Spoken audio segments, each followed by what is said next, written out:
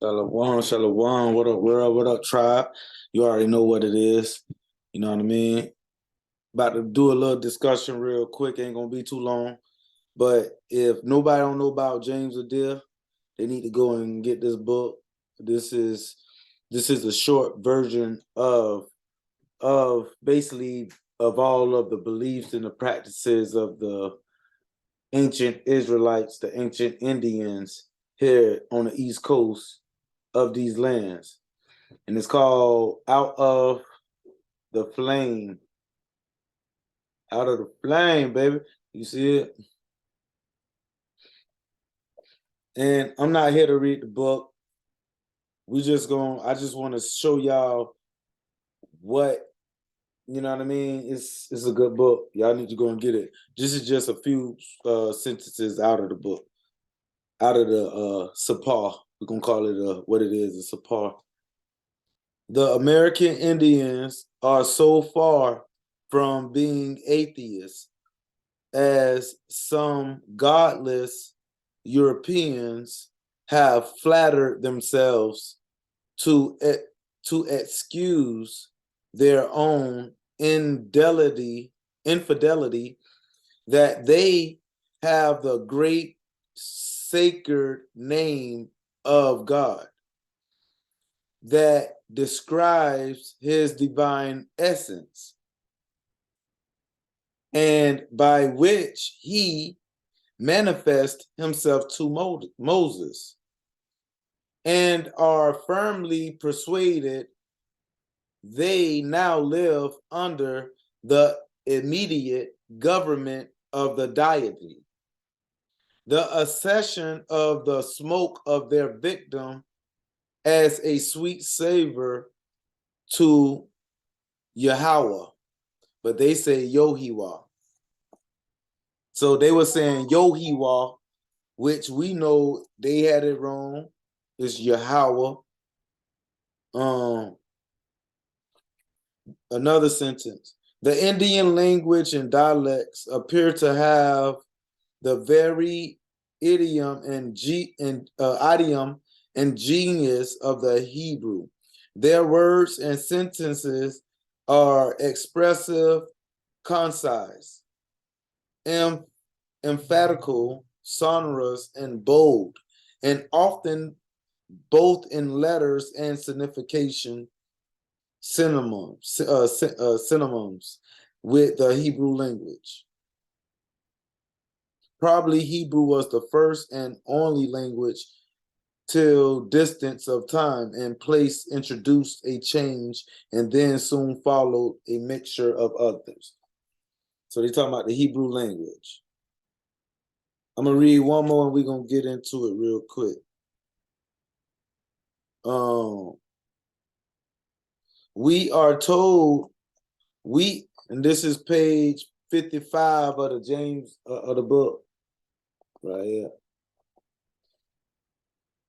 We are told that the Northern Indians in the time of their rejoicings repeat Yo Ha Han, which, if true, evinces that their corruption advances.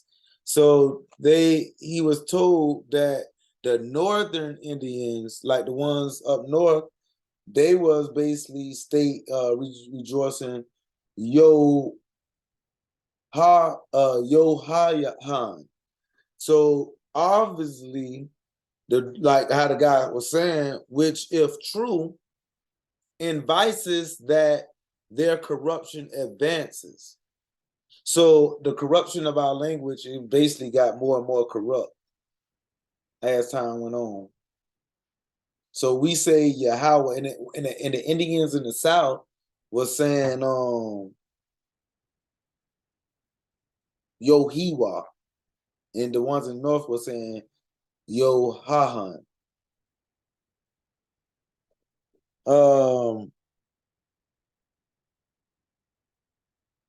I'm gonna read one more sentence and that's it.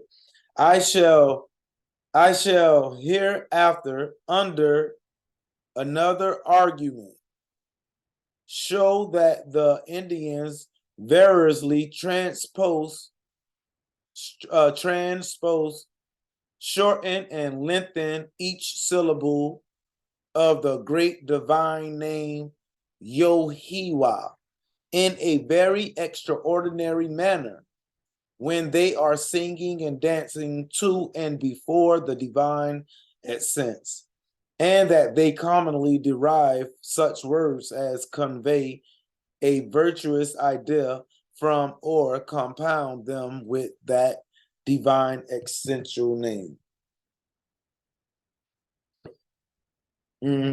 So y'all need to go and check that book out. You know what I'm talking about? We've been talking about, but they had it wrong a little bit. We had it wrong. It's Yahweh. If you don't think it's Yahweh, that's cool. We understand. We're not here to debate. We're not doing that. You know what I mean? We know you know what I mean? Yahweh is guiding us. He's the only one who is gonna guide us, and that's what it is. So look, I'm about to share my screen real quick. We're gonna get into it. And we talking about the Bimini Road.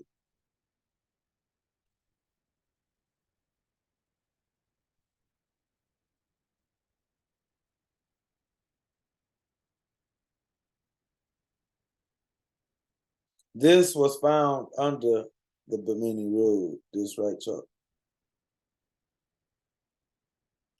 For the ones who don't know what this is,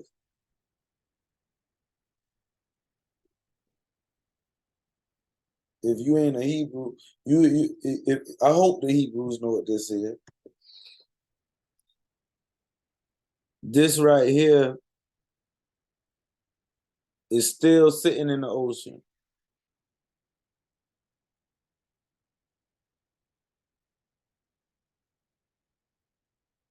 On the East Coast.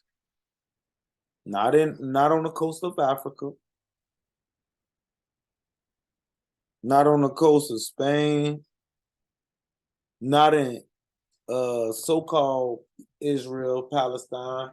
Nowhere over there can you find this piece of magnificent art. You see it.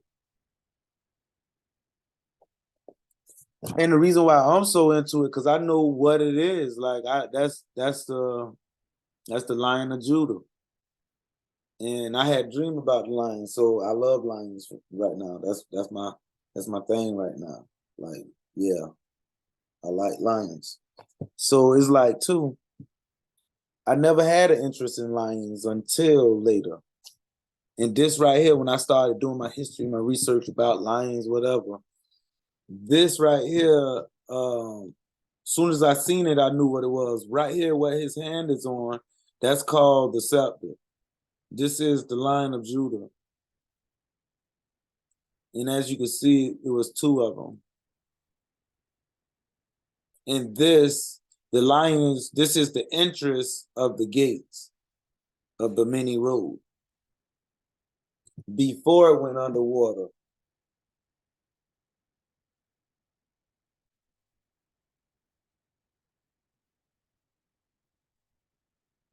And this is on the East Coast, right outside of Florida, a few miles out from Miami, Lauderdale in the house. But you see it. Now look, let me see. Hold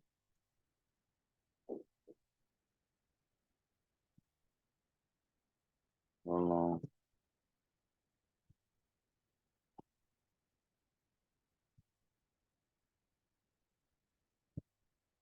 Now the Bimini Road, real quick.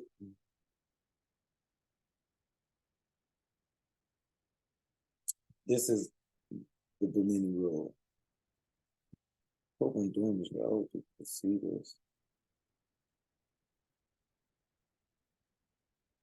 Hope people can see it. But Bimini Road, I'm gonna read it real quick. Bimini is an island in the Bahamas. Bimini is an island in the Bahamas, 55 miles east of Miami, Florida, approximately 7 miles long and 1/3 mile, 1/3 of a mile across at its widest point. Its modern inhabitants are descendants of West African slaves imported by Spain and Britain, being in the mid 16th century. They replaced the resident Caribs who arrived only a few generations before and after, whom the Caribbean Sea was named. Bellicose cannibals from Middle America's mainland. The Caribs feasted on the island's earliest known inhabitants, the Lucayans, a linguistic branch of Arawak Indians. Before their extermination, consumption, the Lucayans described by Salakia Spanish explorers as able craftsmen. Surviving Lucian, I guess that's how you pronounce it, Lucian, Celts and hammer stones attest to their refined skills, with noticeably lighter complexions and auburn hair, even occasional blue eyes.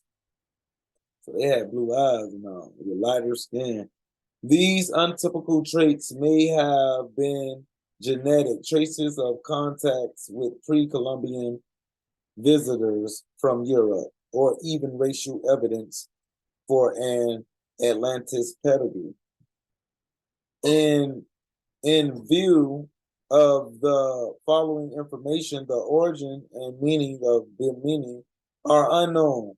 However, the name appears in the ancient Egyptian language as Bimini, which means homage to the soul, Ba, of men. Men was the Egyptians' divine protector of travelers on far off journeys, a particularly appropriate god to be worshipped at distant. But meaning, if indeed the island had been visited by voyagers from the Nile Valley, material evidence for an Egyptian, or at any rate, an Egyptian-like presence in the Western Atlantic appeared during the late 1930s, when James Lockwood Jr., an American archaeologist in Haiti, saw a stone statue of the ancient Egyptian god of the dead, Anubis, whoever he is. Oh, I shouldn't say the name. Y'all see that name? That was the name of the god that had the Egyptian god that had been discovered on an offshore island. The Lucayans knew Bimini as Guan, how you say that? Guanani, Guani. Another curious connection with the ancient world, because the name translates as the island of Haini, of men, Guana, in the language of the Ganchas.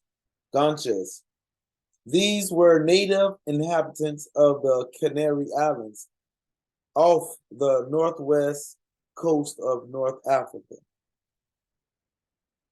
until their utter demise at the hands of the Spanish. In the 15th and 16th centuries, although no monumental buildings were found on Bimini, in Arawak, Guahaini meant the place of the encircling walls. In Arawak, Haney was also synonymous for crown or wreath. This oldest known name for the island may have referred to a large stone formation lying in 19 feet of water, less than 2 miles off Bimini's northernmost point. It is composed of so far unnumbered Salakia. It is composed of so far unnumbered, but certainly no less than 5,000 mostly square cut blocks, running in a straight line for about 1,900 feet before swinging back on itself to create a J formation. To early observers, it resembled a paved road running across the bottom of the sea. But the general consensus of investigators, since the tentatively identifies the structure as a cyclopean wall, not unlike Adian example or Andine examples found in Peru. So not unlike Andine examples found in Peru, specifically at Cuzco and Sacomán. Unfortunately, it continues to be known by its first misleading affiliation. And y'all see Cuzco too. Cuzco and Sacomán. Cuzco tribe. Y'all already know what time it is. Cuzco in the house, baby. Yeah, you know what it is. And I'm gonna finish this up. We ain't gonna be too long at all. I gotta run and get this check. I'm trying to get up that bond money, baby. In 1933, Edgar Case, during one of his trance states, said that records from Atlantis still existed, where a portion of the temples may yet be discovered under the slime of ages of seawater near what is known as Bimini. The little island was not Atlantis itself, he explained, but its outpost, known many thousands of years ago as Alta, extending politically to east coastal Florida and part of a wider Atlantean administration known as Posadia, comprising the Lesser Antilles. In 1940, the sleeping prophet predicted Posadia will be among the first portion of Atlantis to rise again, expected in 68 and 69, not so far away. The so-called Bimini Road was in fact discovered in 68 by maverick archaeologist Mason Valentine while looking for Atlantean remains around the island in the hopes of confirming Case's prophecy. So, if removed from water is underwater location, the Bimini Road would resemble the Peruvian walls of Sacomán. Y'all hear that? I ain't even gonna go on. Y'all could go and read this for yourself. Read it for yourself. You know what I mean? I don't know what website this is. I'm trying to see. What, when, and how. Atlantean, something like that. Y'all see it. But yeah, y'all see it. The Bimini Road, yeah. If removed from its underwater location. So this road here, and not only this road, like you see, this is what it would have looked like. All of this is underwater. So they would have removed it from underwater. This is what they get.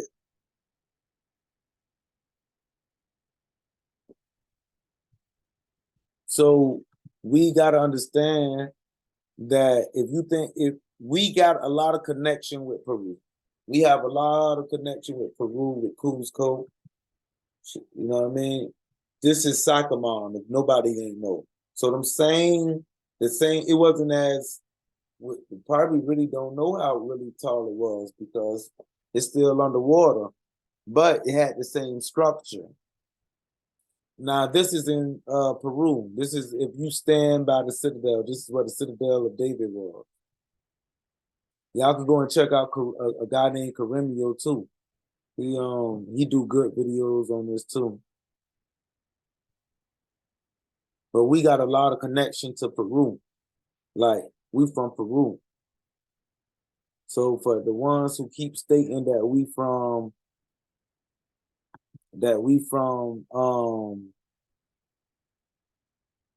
Africa, I get it. I get that. But if you think we from Africa, I get it. Just do your research, and then if you do your research, like, and you come to another agreement, I understand, but we're not here to debate nobody. Like, we know what it is. We know what it is. The Most High God, He chose this land, so we're not here to debate. Is Africa a good place? Yes, it's a good place, nice, thriving place. It's lovely. But do I want to go to Africa? No, I don't want to go to Africa. I know who I am. I know I won't, like, no. You know what I mean? I even got some family members stating that they really believe we come from Africa, and I get it. I do. But I'm not here to debate with them in their mind. Like, I'm so confident, like, we could have, like, at the end of the day, I always give the benefit of the doubt. We could have came from them. We could have, but how I see it, we could have, but I see most of how I look at it, we could have came from that, right? But at the end of the day, my history is right here. This is where I can find my history. I find it right here. And back to why I find my history here. I don't know where it's at. But the Bimini Road,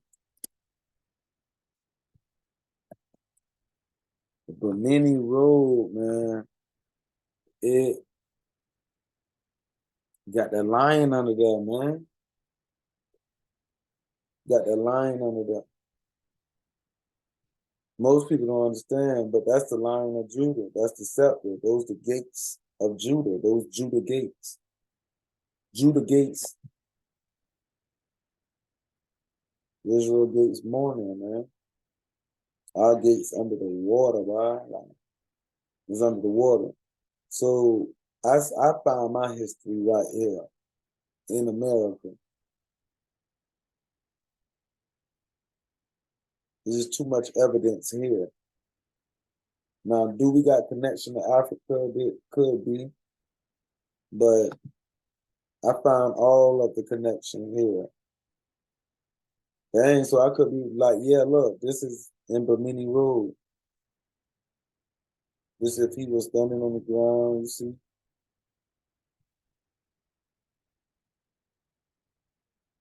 Another thing too.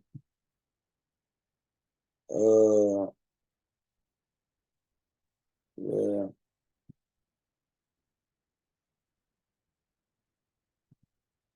This guy here, Hancock. Wow.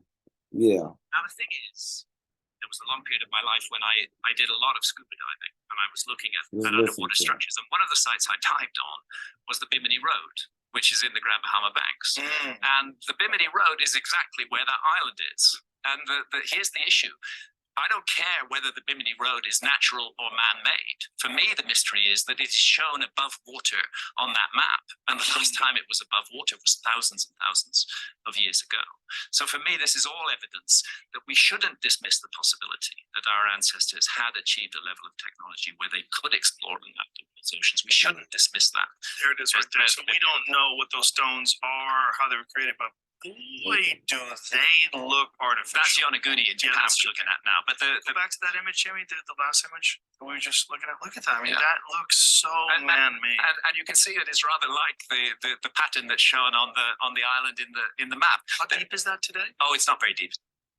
Another thing. Mm-hmm. Uh-oh. That's that Bimini Road.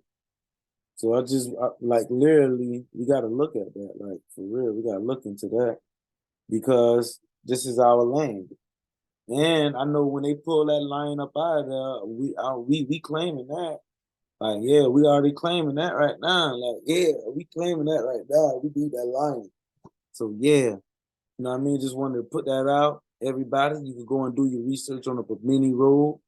Shout out to brother Adair. You know what I mean? Oh yeah, and go and check out too. Shout out to Gabriella Cuso. Go and check him out too. He do this is Chief Gabriella from Savannah, Georgia.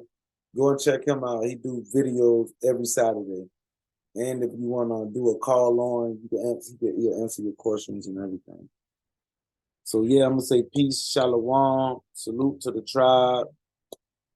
Salute to Judah, yeah, and we want that line from the bottom of that off the East Coast. I know I do. I want that. Yeah, my tribe want it. I'm pretty sure too. We want that. So I'm gonna say peace, shalom, shalom to the world, shalom to the tribe. Peace. Peace. Oh yeah, I'm going to get that book.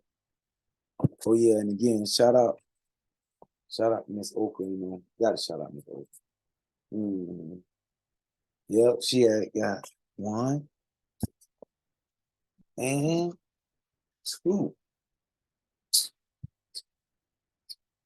2. Busting their head open too.